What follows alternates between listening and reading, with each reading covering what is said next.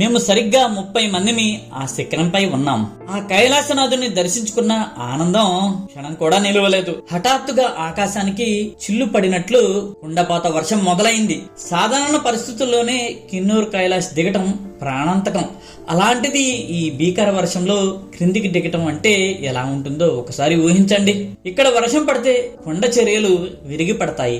పైనుండి ఏ క్షణంలో ఏ భారీ రాయి దూసుకొచ్చి నెత్తిన పడుతుందో తెలియదు. అన్నిటికంటే భయమైన విషయం ఏమిటంటే ఈ వర్షపు నీటికి భారీ మంచు గ్లేషియర్ కరిగి తెగిపోతే మేము ఎక్కడికక్కడే చిక్కుకుపోతాం. కానీ భయం కంటే మా నమ్మకం గెలిచింది. ఒకరికొకరు సహాయం చేసుకుంటూ చేతులు పట్టుకొని మధ్యాహ్నం సరిగ్గా 1 గంటకు దిగడం ప్రారంభించాం. జారిపోయే రాళ్లు, వణుకుతున్న కాళ్ళు, చావుని ముంగిటి చూస్తూ ఎలాగలా 8 గంటల నరక ప్రయాణం తర్వాత రాత్రి 9 గంటలకు గణేష్ పార్క్ బేస్ క్యాంప్ చేరుకున్నాం.